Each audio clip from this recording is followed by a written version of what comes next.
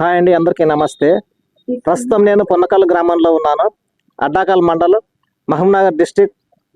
గత 4 రోజుల క్రితం ఈ గ్రామంలో అర్ధరాత్రి పూట కుక్కలపై విచక్షణారహితంగా కాల్పులు జరిపారు.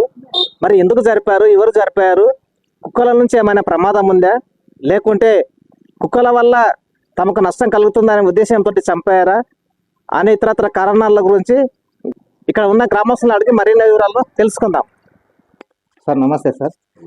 గత 4-5 రోజుల క్రితం కుక్కలను విచక్షణారహితంగా కలిసి చంపడం జరిగింది కదా. ఈ మూగజీవులను ఆ విధంగా చంపడం ఎంతవరకు కరెక్ట్? అది ఎవరు కూడా కరెక్ట్ అని ఎవరు అనేది, ఎవరు కూడా కరెక్ట్ అని ఎవరు అన్నారు. కానీ మూగజీవాల చాలా ప్రెషర్ కూడా ఉంది. పోలీసుల మీద, ఊళ్ళో కాకుండా బయటికి వెళ్ళి కూడా పోలీసుల మీద ఒత్తిడి కూడా చాలా ఉంది. ఎందుకంటే అది చేయకూడదు. మరి ఏదైనా విషయం పెట్టి ఏదైనా చంపేటంటే అది వేరు, కానీ వెపన్స్ వాడినందుకు చాలా మెయిన్ రీజన్. వెపన్స్ తోనే వాడి వాళ్ళ 25-26 జీవాలను చంపడం చాలా బాధాకరం. ఊరికెళ్ళి కూడా మేము ప్రెషర్ పెట్టినాము పోలీసుల మీద కూడా. వాళ్ళు కూడా ఇంకా బయట వాళ్ళు కూడా ఒత్తిడి పెడుతున్నాం. మేము ఒక్కరమని ఏం లేదు, అలాంటిది ఏం లేదు ఊర్లో, అలాంటిది ఏం లేదు. కానీ అది ఎవరు చేసిండో ఏంది అనేది ఇంకా బయట తెలియదు. వాళ్ళకి ఏమైనా ఇబ్బంది అవుతుందని ఉద్దేశంతో అలాంటిది ఏం లేదు. ఊరలో ఇబ్బంది ఉండాలంటే ఊరోళ్ళకు ఉండాలి.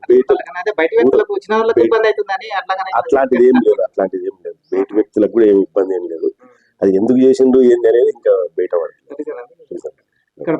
ఆఫీసర్ వచ్చిండు, డాక్టర్స్ వచ్చిండు, CI sir, circle inspector Ramakrishna sir వచ్చిండు, వెటర్నరీ వాళ్ళు వచ్చి పోస్ట్ మార్టం చేసిండు.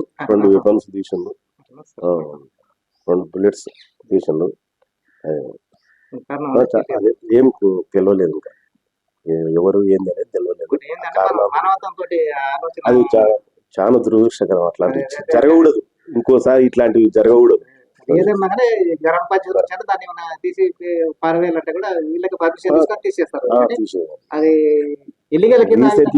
1 year బ్యాక్ కందూరులో ఇట్లా విషయం పెట్టి అది అయితే పెద్ద కేసు.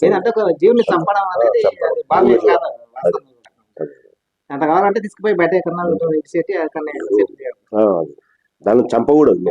అవసరం అనుకుంటే తీసుకుపోయి వేరే అడవి ప్రాంతాల్లో వదిలిపెట్టి రావాలి అంతే. అదే. నా పేరు విజయ్ కుమార్ రెడ్డి, సర్పంచ్ గారు పడతారు. ఓకే సార్, ఈ కుక్కల్ని చంపడం ఇంతవరకు కరెక్ట్? కుక్కల నుంచి ఏమైనా ప్రమాదం ఉంటే లేక ఎందుకు చంపారు అనేది కొంచెం చెప్పండి సార్. ప్రమాదం ఏం లేదు, వాడు ఐడియా ఏందో అనేది అది నాకు కూడా తెలుస్తలేదు. ప్రమాదం అయితే లేదు. అదే ఏదో వాడికి ఐడియా ఏమో ఐడియానో అది తెలుస్తలేదు.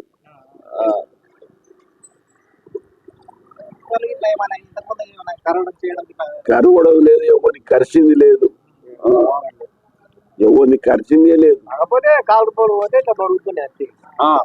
మధ్యరాత్రిలో ఎవరన్నా కొత్తగా పోతే గుర్తుండే, అది తెలియకూడదు అన్నట్టు చేసినట్టు కొడుతుంది.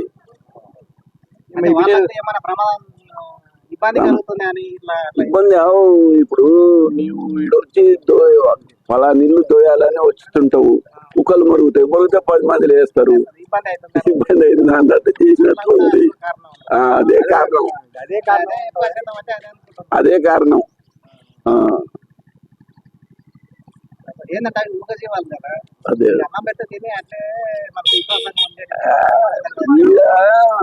ఏడనేది ఉంటుండే, ఈడ కట్టుకోళ్ళ దుకాణం కదా, ఏడనేది ఉంటుండే, ఒక్కటి లేకుండా పోయింది. ఒక్కటి లేకుండా పోయింది. ఒక ట్రాక్టర్ కి అయినాయి.